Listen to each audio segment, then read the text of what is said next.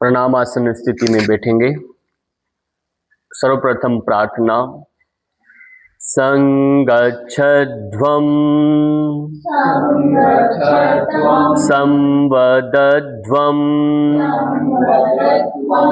शम्भो मनसि जानिताम् देवाभागं यथा पूर्वे संजानाना उपासते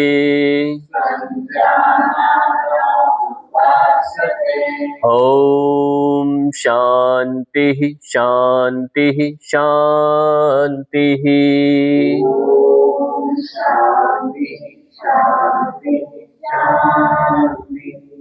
विश्राम दे देंगे। प्राणायाम का सत्र ये प्रारंभ है और ये द्वितीय सत्र है।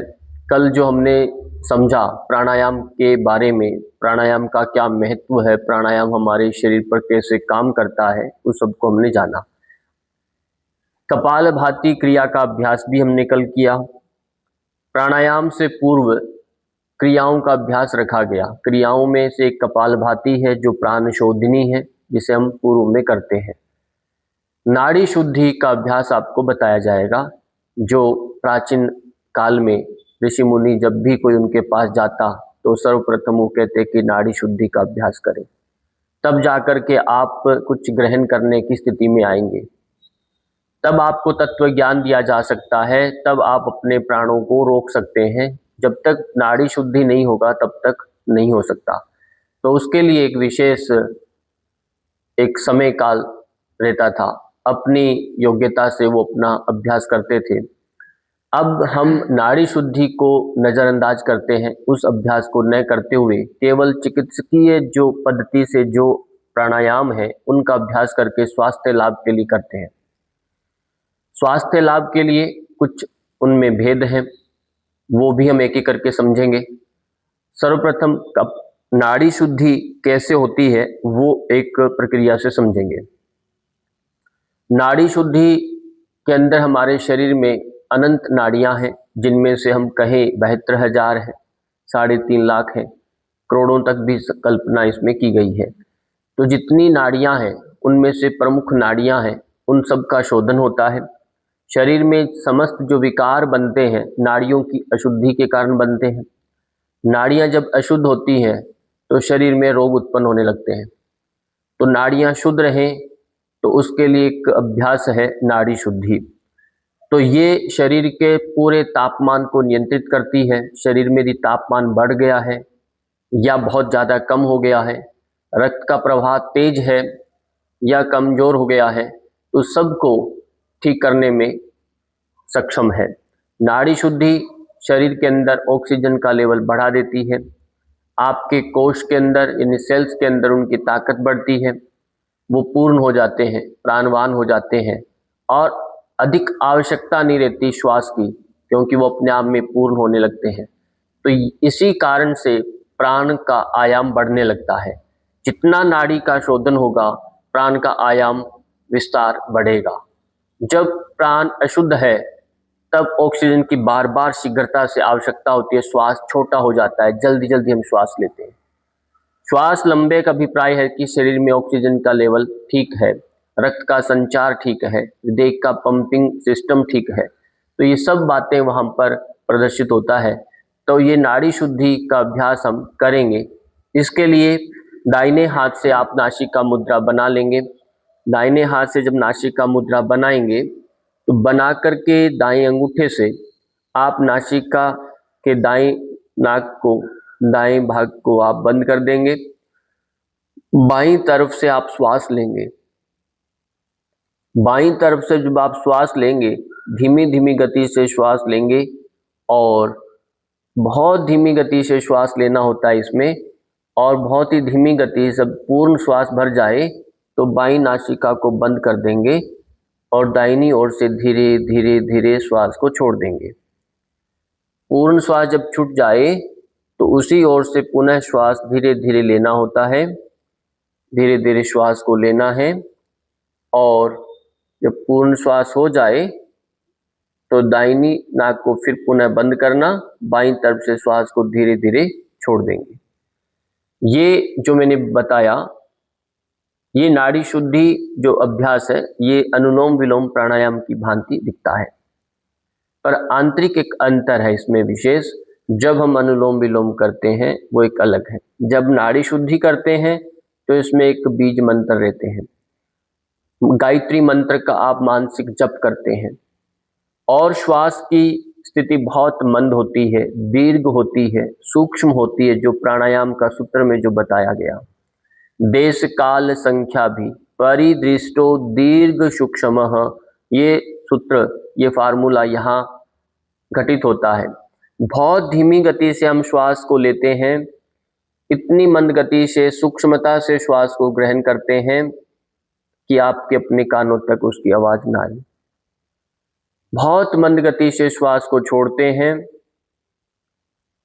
फिर भी अपने कानों तक आवाज ना आए। जितना समय श्वास लेने में लगता है उससे बल्कि अधिक समय श्वास छोड़ने में लगना चाहिए। यदि कुछ नहीं लग पा रहा, श्वास छोड़ने में बेचैनी हो रही है, तो कम से कम समान, यदि 5-10 सेकंड श्वास लेने में लग रहा है, 15 सेकंड, तो 15 सेकंड कम से कम छोड़ने में लगे। ये एक समानता बनी रहे। इसमें आपका वेग, श्वास लेकर के जाना एक अलग प्रकार है, छोड़ने में बल लगेगा, और फिर एकदम से बेचैनी होगी, श्वास को एकदम से खींचने का मन करेगा, पर आप धीरे धीरे धीरे धीरे श्वास को साधेंगे। श्वास को साधना सरल नहीं होता। श्वास साधना मतलब मन को साधना होता है, इस पर बड़ा संयम लगता है। एक निष्ठा से लगातार सतत अभ्यास करना पड़ता है। स तु दीर्घ काल नैरंतर्ये सत्कारा सेवितो दृढ़ भूमि, ये सूत्र ये कहता है, दीर्घ काल तक निरंतरता से जब आप अभ्यास, श्रद्धा पूर्वक अभ्यास करते हैं, तब जाकर के आपकी स्थिति दृढ़ होती है। ये दृढ़ता आती है, पर उसके लिए निरंतरता चाहिए, निरंतरता चाहिए। श्वास का धीरे धीरे लेना, धीरे धीरे छोड़ना एक दिन में नहीं सधता। जैसे जंगली जानवर को साधने के लिए, पालतू बनाने के लिए उसे धीरे धीरे वश में किया जाता है, उसी तरह से प्राणों को भी धीरे धीरे वश में किया जाता है, ऐसा शास्त्रों में कहा। तो हमारा प्राण भी एक जंगली की तरह है, जैसे अचानक एकदम से तेज हो जाता है, गुस्सा बढ़ जाता है, और जब धीरे धीरे अभ्यास करते हैं तो मन सधने लगता है। धारणा सूचा योग्यता मन से धारणा बढ़ने लगती है। अभ्यास करते रहिए, साथ में अभ्यास करिए, साथ में सुनते रहिए, अभ्यास करते रहिए। दाहिनी नाक आपकी बंद है, बाईं नासिका से श्वास बहुत ही मंद गति से श्वास अंदर भरें, और मन ही मन में गायत्री का मानसिक जप करें, या जिस इष्ट देव का आपका स्मरण करना चाहते हैं, जिसका भी, उसका मन ही मन में जप करें। जप करते जाएं, और 11 बार धीरे धीरे जप करें। संख्या जितनी बढ़ा सकते हैं। जब लगे कि अब श्वास अंदर प्रवेश नहीं कर सकता, श्वास रुक गया है, तो उसे दूसरी ओर से धीरे धीरे जप करते हुए मानसिक जप के साथ छोड़ते जाएंगे। इस प्रकार श्वास का लेना और छोड़ना दोनों ओर से चलेगा। श्वास का स्पर्श को अनुभव करते हुए श्वास अंदर लेते जाएं। जब श्वास अंदर जा रही है तो बाईं नासिका के छिद्रों को स्पर्श करके अंदर जा रही है। ठंडी ठंडी श्वास का स्पर्श को महसूस करें।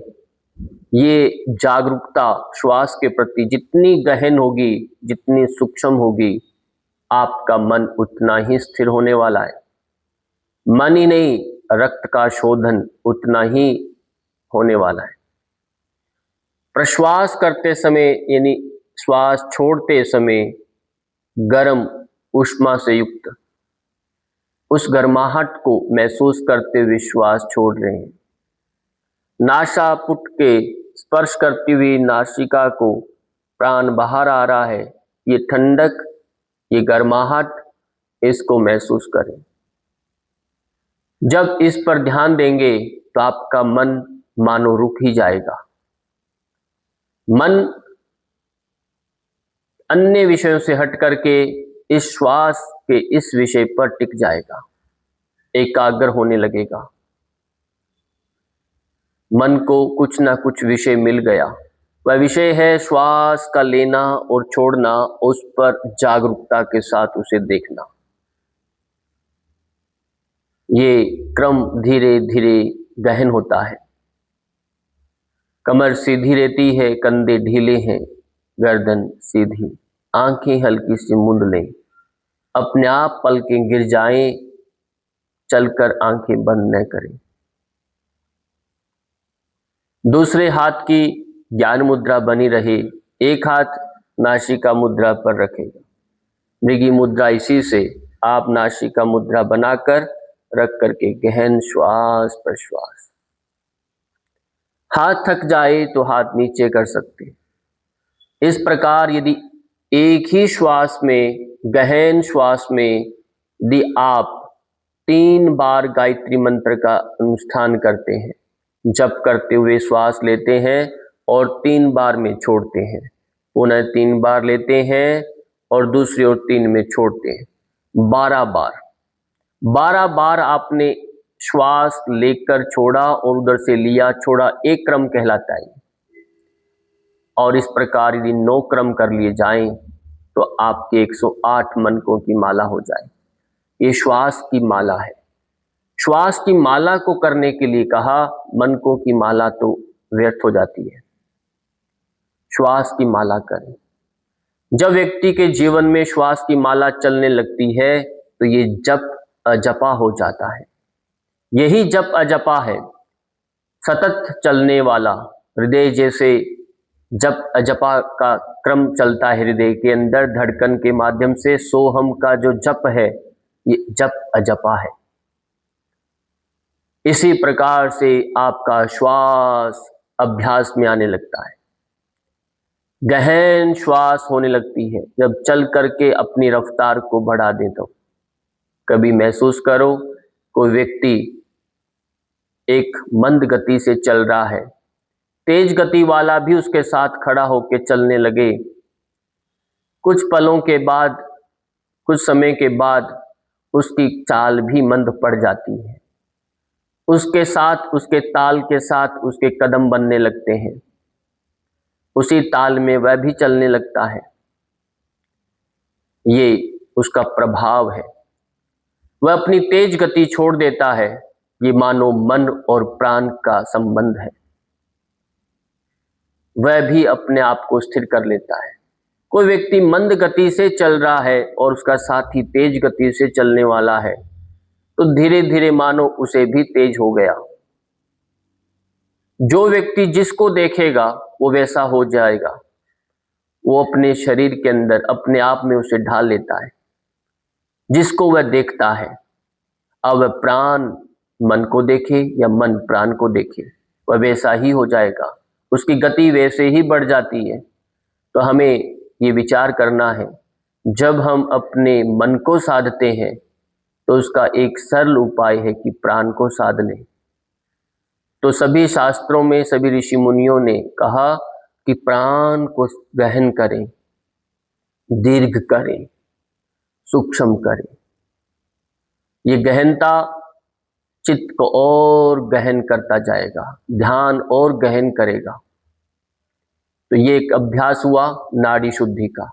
नाड़ी शुद्धि का बड़ा बड़ा अर्थ एक आप समझ लें कि नाड़ी शुद्धि जब हम करते हैं प्राणायाम पर, अभी प्रारंभ में आपने किसी ने कुंभक नहीं करना। कुंभक से तात्पर्य होता है कि आपने श्वास को रोकना नहीं है, न श्वास लेकर रोकना है, न श्वास बाहर छोड़कर रोकना है। प्रारंभ में आप केवल श्वास लेंगे और केवल छोड़ेंगे, बस इसी पर आप काम करेंगे। लेना है, छोड़ना है, कुंभक में अभी नहीं जाना, केवल श्वास लेना छोड़ना, ये क्रम चले। श्वास लेते लेते रुक गया और रुक गया कुछ पलों के लिए, पर चलकर आपने रोकना नहीं है। कुछ पलों के लिए रुक गया, 2-3 सेकंड के लिए, 4 सेकंड के लिए, पर छोड़ना प्रारंभ कर देंगे। पूरा श्वास निकल गया और अंत में ऐसे लगे कि दीवार आ गई और आप मुड़ रहे हैं और आप कुछ पलों के लिए रुक गए हो। वो मुड़ना का जो काल है, जो मुड़ रहे हैं वहां से आप रोटेट हो रहे हैं, उतना ही पल रुकना है, फिर आप निकलने लग जाएंगे। यदि ऐसा करेंगे तो प्राण का वेग नियंत्रित होने लगेगा। यदि आपने रोक लिया तो प्राण को एकदम से छूटना पड़ेगा, गति से आएगा। शरीर में लेवल बिगड़ता है ऑक्सीजन का, तो एकदम से गति का आकर्षण होता है। प्राण खींचेगा तो आपका मन विचलित हो जाएगा, एकदम से हिलेगा, विचार बढ़ जाएंगे। तो पहले हमें केवल प्राण को छोड़ते और लेने पर ही ध्यान देना है। इसी को लंबा और गहन करना है, सूक्ष्म करना है, तीव्रता न बढ़े, गति न बढ़े। ये एक हमारा पहला नियम। बहुत समय लगेगा। जैसे मैंने कहा, ऋषि मुनियों को कहा कि 1 वर्ष 2-3 वर्ष के लिए आप नाड़ी शुद्धि करें, तो आज का समय आप सोच सकते हैं कितना समय लग सकता है। धीरे धीरे अभ्यास को बढ़ाएंगे।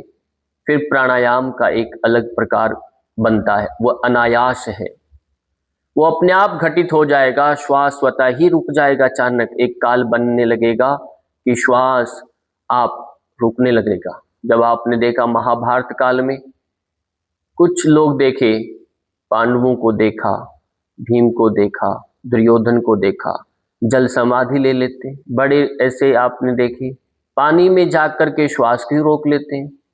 श्वास नाक से लिया जाए ऐसा नहीं है, श्वास को लेने के क्रम अन्य भी है।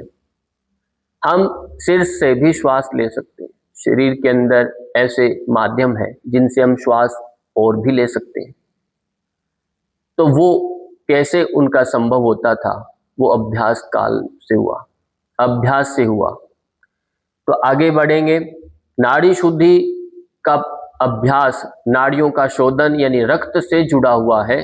रक्त को ये विश्रांत देता है, उनको शुद्ध करता है।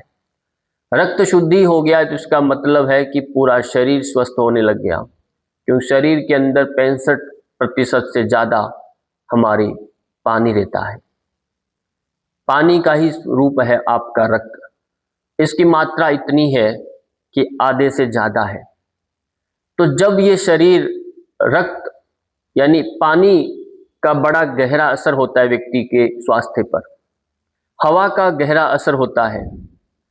पानी हवा अशुद्ध हो जाए तो व्यक्ति बच नहीं सकता, फिर वह धीरे धीरे स्लो पॉइजन की तरह मरने लगता है।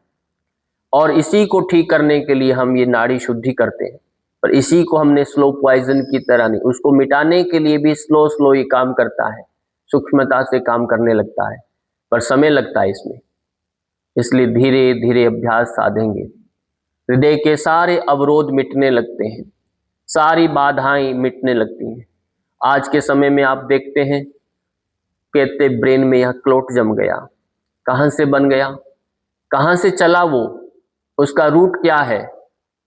वो कहीं ना कहीं से चला, अचानक तो इधर नहीं बना, क्योंकि रक्त पूरा सर्कुलेट होता है, पूरे हृदय उसका मुख्य आधार है, यहां से पंप होने लगता है, पूरे शरीर में चलता है। इधर से प्रवाहित हुआ और वो वापिस यहां आकर के शुद्ध नहीं हुआ, तो मतलब कहीं ना कहीं बीच में रुक गया, वो अवरोध है। परिवहन ठीक नहीं है। परिवहन तो यहां से प्रारंभ हुआ, ये बस स्टैंड है, जैसे कोई यात्री यहां से बैठे और उसको वापिस वहीं पर आना है, घूम करके, यात्रा करके, तीर्थ करके, तो ये वो यात्री नहीं है। ये यहीं से उठेंगे और यहीं पर वापिस आना होता है इन्हें। रास्ते में यदि कोई सवारी उतर गई या रुक गई, उसको ले नहीं पा रहा, तो बीच में भटक जाएगा वो। अब वो अवरोध है, बाधा है। बस तो आ गई, परिवहन तो अपने स्थान पर वापिस आ गया, पर वो बीच में रुक गया, वो रुकावट है, ऐसा मान लें। फिर वो भटकता रहता है, अपनी पैदल यात्रा करता है, कहीं टिक जाता है थक करके, वो ब्लॉकेज है वो। यदि उसको परिवहन साथ ही ले आता तो ब्लॉक बनता ही नहीं, वो होता ही नहीं। तो ऐसा कब होता है? जब शरीर में पंपिंग, हमारा हृदय की गति धीमी पड़ती है, गाढ़ा होने लगता है। विज्ञान कहता है पुरुषों की अपेक्षा महिलाओं में रक्त पतला होता है। पुरुषों में जितने ब्रेन हेमरेज हो सकते हैं उतने महिलाओं में नहीं है। इसका विशेष एक बड़ा कारण है कि महिलाओं में पीरियड्स आते हैं, मासिक धर्म होता है, उस दौरान भी रक्त पतला हो जाता है, तो शुद्ध हो जाते हैं, बल्कि तनाव से बच जाते हैं। दूसरा इससे विपरीत है, पुरुष उसका ऐसा नहीं है। तो इसलिए इस प्रकरण को भी आपको समझना है। बीपी की जब समस्या आती है तो वो पुरुषों में महिलाओं की अपेक्षा ज्यादा बढ़ती है, तनाव ज्यादा बढ़ने लगता है। अब हमें जब ये श्वास प्रश्वास जब हम करते हैं तो गहन होता है और रक्त का शोधन होता है, ये एक बात पक्का की आपने। दूसरा, यही नाड़ी शुद्धि प्राणायाम आपके शरीर के तापमान को नियंत्रित करता है। शरीर का पूरा तापमान टिका हुआ इसी पर, वो समत्व में आता है। न शरीर ज्यादा गर्म रहता है न ज्यादा ठंडा, बीच में रहता है। आपने देखा एक तापमान थर्मामीटर जो होता है वो जिसमें 98 डिग्री से आगे सेल्सियस जो होता है उसका पॉइंट कुछ 4 से 8 से मापदंड है, और वो 110 तक आप उसको लेके जा सकते हैं। उससे बाद में व्यक्ति मर जाएगा ज्यादा चला गया तो, और 90 से नीचे आएगा तब भी मर जाएगा। यानी बीच में व्यक्ति रहता है, उसी 12 डिग्री उसके बीच में व्यक्ति जिंदा रहता है। इससे ज्यादा होना कम होना मर जाएगा। ऐसे ही शरीर का तापमान है ये। बीपी का तेज ज्यादा हो जाएगा तब भी ब्लास्ट, बहुत कम हो जाएगा तब भी ब्लास्ट, वो बीच में जीता है, उसके समत्व कहते हैं। जो व्यक्ति समत्व में नहीं रहेगा, संतुलित नहीं रहेगा तो मरेगा, अकाल मृत्यु से मरेगा, सहजता से नहीं मरेगा। इसलिए जब हम प्राणायाम करते हैं, ये नाड़ी शुद्धि या आपको सहज करती है, समत्व में लाने की कोशिश करती है कि बीपी न तो बढ़े न कम हो। इसलिए दोनों नासिका से आप श्वास लेते, एक गर्म है एक ठंडा है, तो आपका समत्व बनने लगता है। और ये दोनों शक्तियां जब जुड़ती हैं तभी काम बनेगा। एक पुरुष है एक स्त्री है, एक शिव है एक शक्ति है, इसमें एक सूर्य है एक चंद्रमा है। ये दोनों शक्तियां जब मिलती है तभी योग घटित होता है। इसलिए कहा तुम जाके नाड़ी शुद्धि करो। ऋषि मुनियों ने क्या कहा? तत्व ज्ञान चाहिए तो नाड़ी शुद्धि करो जाके, पहले नहीं करोगे तो मैं जो बताऊंगा वो काम नहीं करेगा। तुम एक तरफा जिंदगी जी रहे हो, तुम अधिक शक्तिशाली हो गए तो अलग प्रकार, बहुत अंतस्थ हो गए, मन से काम करते हैं तब भी बिगड़ गया, ज्यादा बुद्धि प्रयोग करते हैं तब भी खतरा, ज्यादा मन से सोचते हैं तब भी खतरा। इन दोनों का मिलन चाहिए। जब दोनों जुड़ते हैं तब जाकर के राजयोग घटित होने लगता है। वो स्थिति बने, वो दोनों शक्तियां जुड़ जाएं, तब बात बनेगी। तो ये विद्युत एक तरंगे हैं, जैसे आपने एक लाल रंग की तार देखते हैं, एक हरे रंग की तार देखते हैं। एक ही लगा दो तो बिजली नहीं है, दोनों लगती है, प्रवाह को व्यवस्थित करती है। ऐसे ही हमारा शरीर है। ये शक्तियां, ये प्राणायाम शक्ति को नियंत्रित करने के लिए बना है। आपकी शक्ति ऊर्ध्वगामी हो जाए। तो चलिए हम इस पर और गहन न जाते हुए केवल इतना समझिए, रक्त का शोधन होता है।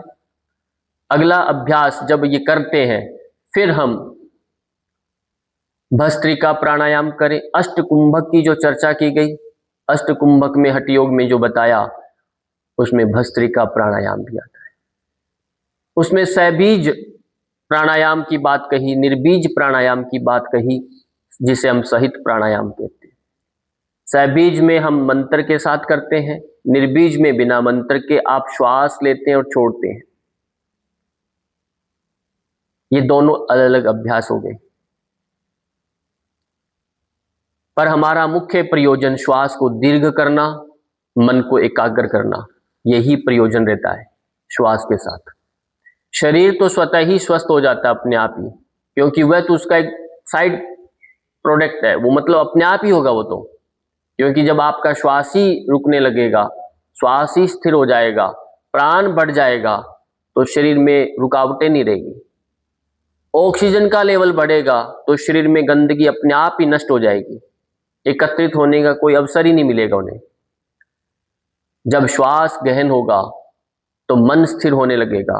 मन जब एकाग्र है तो व्यक्ति का मन के रोग ही उत्पन्न नहीं होंगे। मन के विकृत होने से जो रोग बनते हैं, संवेगों से जो रोग बनते हैं, वो रोग ही नहीं पनपेंगे। तो एक बड़ा काम हो जाता है ये। इसलिए प्राणायाम का महत्व ज्यादा बताया आसन की अपेक्षा। पर यह नहीं कि आप आसन ही नहीं करें और प्राणायाम ही करें, वो संभव नहीं। आसन के बाद प्राणायाम का नंबर आता है, तो इसलिए आसन तो पहले सिद्ध करने ही पड़ेंगे। आसन से शरीर दृढ़ बनेगा, स्थिर बनेगा, और जब शरीर स्थूल रूप से जब स्थिर होने लगता है, तब जाकर मन शरीर से भी सूक्ष्म है, वो प्राण से हम स्थिर करने लगते हैं उसे। वो प्राण निर्बाध रूप से बहता है। कब बहेगा? जब आपका शरीर स्वस्थ है, टिकने की स्थिति में है, बैठने की स्थिति में है। लंबे समय तक आप बैठने लग गए, किसी ना किसी मुद्रा में आप स्थिर होने लग गए, हिलते नहीं, डुलते नहीं, पिचकते नहीं, सीधे बैठते हैं सहजता से, ये शरीर का स्थैर्य है। आसनेद भवे दृढ़म, आसन से दृढ़ता आ गई, आपकी मसल्स, आपके अंदर हड्डियां ये स्ट्रांग हो रही है। अब आपका भवन एक टिक गया है, अब उसकी डेकोरेशन है, वेंटिलेशन है, वो सब आगे की बातें हैं। सजावट आगे की बातें हैं, समाधि की आगे की बातें हैं। पर अभी तो ढांचा आपने खड़ा किया है, ये आसन का काम है। बिना ढांचे के आप उसकी रंग रोगन कर दोगे पड़ी ईंटों पर, नहीं कर सकते, नहीं कर सकते। सरियों को पहले रंग रोगन कर दो जाके कि लगेगी हम पर, नहीं, ऐसा नहीं होता, बिगड़ जाएगा पूरा बिल्डिंग। इसलिए पहले स्ट्रक्चर, इसलिए आसन हमारा स्ट्रक्चर तैयार करता है कि आपका आधार बंध जाए पहले, कि भवन खड़ा होगा। और यम नियम उसका बुनियादी आधार है, नींव है, वो आपकी नींव को तैयार करता है। नींव जितनी मजबूत होगी, भवन उस पर उतना मजबूत टिकेगा। इसलिए यम और नियम का पालन आवश्यक हो जाता है। यम नियम को छोड़ करके केवल आसन ही फोकस करें, बाकी पालन नहीं करते, तब भी आप लक्ष्य को प्राप्त नहीं कर सकते, बिगड़ेगा। इसलिए यम नियम को सर्वप्रथम रखा। वो सामाजिक और व्यक्तिगत अनुशासन चाहिए। बात समझ में आया आपको? हम उस पर ध्यान नहीं देते, वो जरूरी है, वो ऐसा है, अकर्तव्य है, उसे पालन करना ही करना है, उसे छोड़ नहीं सकते। वो आपका ऐसा अपरिहार्य है, उसे करना है यदि योग में आगे जाना है तो। अगला अभ्यास हम भस्त्रिका अभ्यास करेंगे। भस्त्रिका में क्या रहता है? केवल श्वास गहन जितनी लेते हैं उतनी गहन श्वास को छोड़ने लगते हैं, जितनी गहन श्वास उतनी गहन श्वास छोड़ना। उससे पहले एक अभ्यास करिए जिसे नाम कहते हैं सहज प्राणायाम। भस्त्रिका से भी पहले करें, एक अभ्यास है सहज प्राणायाम। सहज प्राणायाम में क्या होता है? केवल हम श्वास अधिक से अधिक लंबी गहरी लेते हैं। नाड़ी शुद्धि में एक एक नाक से ले रहे थे, पर अब आपने दोनों नाक से गहन श्वास अंदर लेंगे और गहन श्वास दीर्घ सूक्ष्म बाहर छोड़ेंगे। अब एक श्वास लेने में ही आपको 15 सेकंड लग रहे हैं और एक श्वास छोड़ने में ही 15 सेकंड लग रहे हैं, यानी 1 मिनट में 2 ही बार श्वास ले रहे हैं आप। सामान्यतः व्यक्ति 12 से 18 बार श्वास लेता है 1 मिनट में। ये कम बता रहा हूं, इतने हैं, बल्कि ज्यादा हो सकते यदि कोई व्यक्ति बीमार है तो, रुग्ण है तो ज्यादा लेगा। ज्यादा भोजन करे, ज्यादा नींद में अलग गति होती है और संभोग काल में अलग गति होती है। 4 चलते फिरते की गति अलग होती है, दौड़ लगाते हुए गति अलग होती है, श्वास की गतियां बदलती हैं। पर सामान्यतः यदि हम बैठे हैं, कुछ नहीं कर रहे, तो सहज बता रहा हूं 12 से 18 श्वास ले लेता है। पर जब हम प्राणायाम करते हैं तो ये गति का विस्तार होता है, विराम बढ़ने लगता है। जितना धीरे धीरे बढ़ेगा और आप उतने स्वस्थ होंगे। सहज प्राणायाम ये कहता है ये कोई भी कर सकता है, सभी कर सकते हैं, इसका कोई लिमिटेशन नहीं। नाड़ी शुद्धि का कोई लिमिटेशंस नहीं है, ये सहज प्राणायाम है, मृदु प्राणायाम में आते हैं ये। इसे हार्ट से पेशेंट भी कर सकता है, बाकियों के लिमिटेशन आ जाएंगे। सावधानियां हैं, सहज प्राणायाम दोनों नाक से कोई भी श्वास खींच सकता है, कोई भी छोड़ सकता है। शर्त यही है कि रोकना नहीं है, कुंभक नहीं करना। कुंभक करेंगे तो आप मारे जाएंगे। कुंभक नहीं करना, केवल श्वास लीजिए। कभी छोटे बच्चे को देखा कुंभक करते हुए? नहीं करता। बड़ा सहज है, बड़ा सौम्य है, बड़ा सॉफ्ट है, वो भी कितना प्राण से युक्त होता है वो। ऐसा हमें चाहिए। प्रत्येक श्वास में आप प्राणवान बनते हैं और प्रत्येक प्रश्वास में आप अपने अहंकार को गिराते हैं, शरीर को गिरा देते हैं, ढीला छोड़ देते हैं। ये भाव से जब आप श्वास लेते हैं तो आपकी निद्रा भी प्रगाढ़ हो जाएगी, नींद गहरी हो जाएगी। नींद जब गहरी होगी तो आप सोचिए कितने तरोताजा होकर उठेंगे सुबह। स्वप्न रहित हो जाएगी नींद, सुषुप्ति अवस्था में आप सोने लग जाएंगे। जैसे बच्चा मां की गोद में जाते ही कैसे अपने आप को गिरा देता है, एकदम से गिर जाएगा, जैसे मानो कितनी गहन प्रगाढ़ निद्रा में चला जाता है। बड़ा आदमी तो नहीं सोता ऐसे, थोड़ा से भी कुछ हलचल हो जाए तो जाग जाए। आप गोद में लेके किसी को सुला के दिखा तो नहीं सोता। कैसे होता है ऐसा? विश्वास, उसे विश्वास अपनी मां की गोद में, अब मैं पूर्ण सुरक्षित हूं, ये सुरक्षित का भाव नींद देता है। जब व्यक्ति पूर्ण सुरक्षित हो जाता है, मान लो आपको कोई विषय का तनाव नहीं और वो तनाव जिसका था वो मिट गया, ठीक हो गया, तो उस दिन रात को नींद अच्छी आती है। परीक्षा देनी है, सुबह नींद नहीं आनी। कहीं सुबह जाना है 4 बजे उठकर, तो रात को नींद अच्छी नहीं आएगी। पर नहीं जाना, कोई तनाव नहीं, कोई कशाव नहीं, और या परीक्षा में पास हो गए तो आप नींद कैसे लेते हैं? एक अलग नींद में परिवर्तन आ जाता है, क्योंकि अब आपको विश्वास है। कब? जब परीक्षा में भी बहुत अच्छे अंक आने वाले हैं। परीक्षा अच्छी नहीं है तो भी नींद नहीं आएगी, क्योंकि तनाव फिर बढ़ गया। अब परिणाम को प्रतीक्षा में लग गया, कब आएगा? नींद तभी बिगड़ेगी। नींद तभी आएगी जब आप अपने पर विश्वास करेंगे। ये विश्वास नींद देता है। इस बात को विशेष समझ लीजिए, नींद न आने के पीछे एक ही कारण है, असुरक्षा का भाव, भय। जितना व्यक्ति भयभीत होगा वो नींद उसे दूर भगाएगी, और नींद नहीं आएगी तो फिर आदमी रुग्ण होगा ही होगा, वो कभी बच नहीं सकता। अब ये बात समझ लीजिए, और ये बात तभी ठीक होगा जब व्यक्ति सहजता से प्राणायाम और ये नाड़ी शुद्धि करना सीखेगा। और इसका कोई उपाय नहीं है मेडिकल साइंस में, इसलिए योग चित्त पर काम करता है। प्राणायाम को आप जितना हल्का समझते हैं ऐसा नहीं है।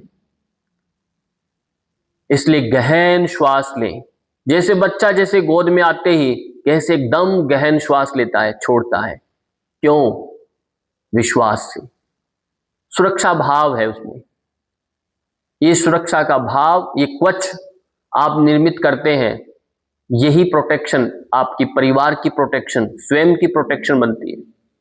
स्वयं का समर्पण बनता है कि ईश्वर आप पर आशीर्वाद दे रहा है, आपको, आप पर कृपा बरस रही है, आप उसके संरक्षण में हैं। ये विश्वास नींद देता है।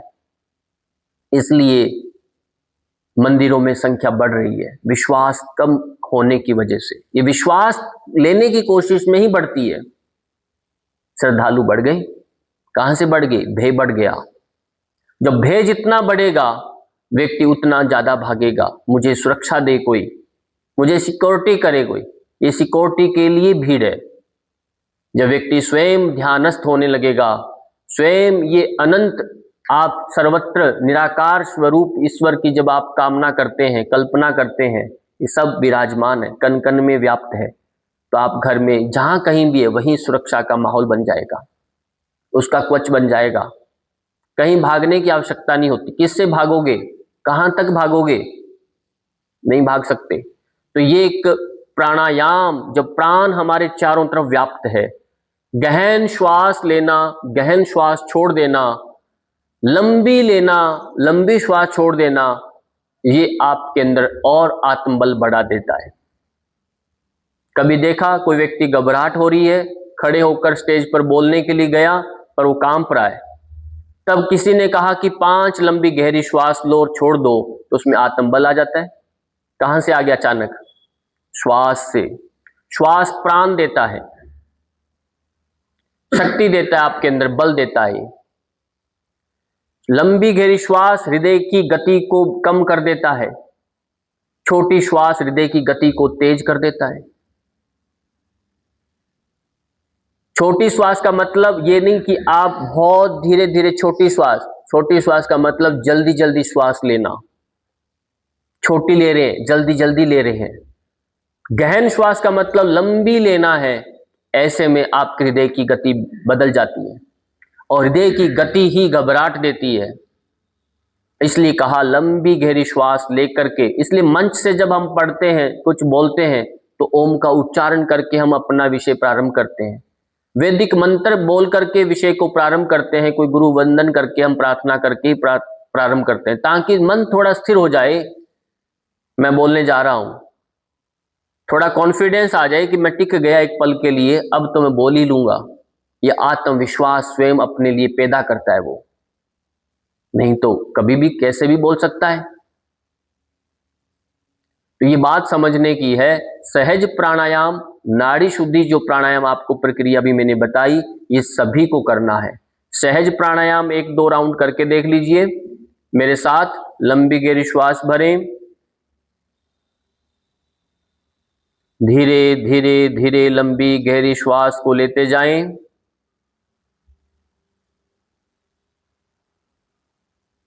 पूरा श्वास अंदर लें, जितना ले सकते अंदर भरें, रोकना नहीं है, उसे तुरंत छोड़ना प्रारंभ कर दें।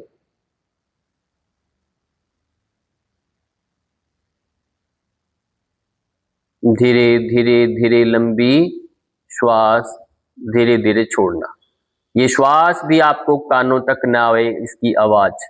बहुत मंद गति से गहन श्वास लेते जाएं और धीमी गति से श्वास छोड़ते जाएंगे। ये श्वास प्रश्वास आप अभ्यास बनाएं, इसका 10 मिनट के लिए अभ्यास बनाएं। यदि कोई विशेष लक्ष्य है जीवन का, तो टिक करके प्राणायाम करना सीखें, नहीं तो भटक जाएंगे, अपना लक्ष्य साध नहीं पाएंगे।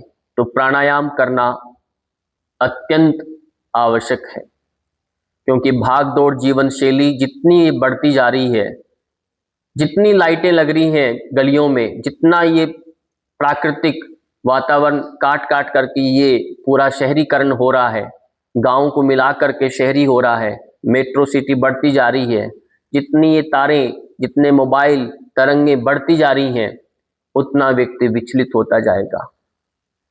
जितना विचलित होगा तो मन के रोग उतने ज्यादा बढ़ेंगे, इसे को रोक नहीं सकता।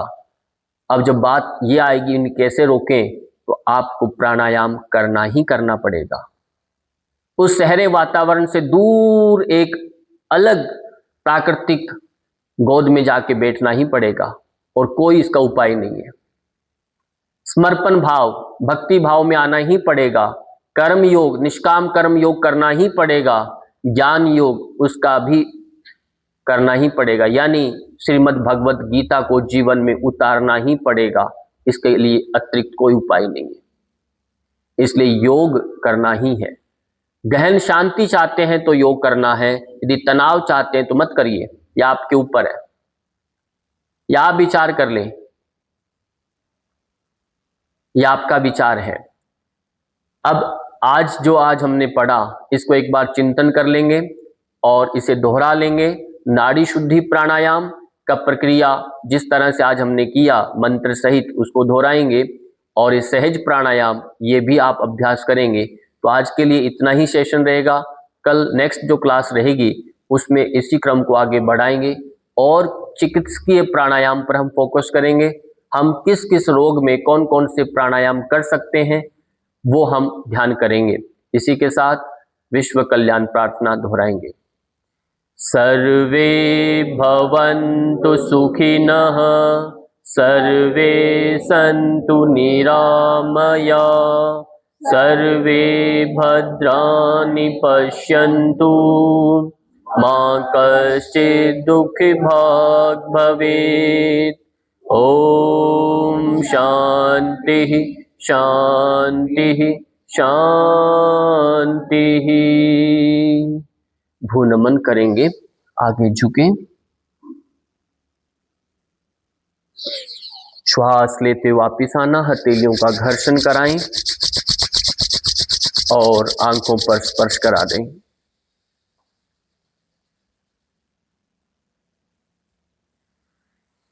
सबको प्रणाम, धन्यवाद, नमस्कार।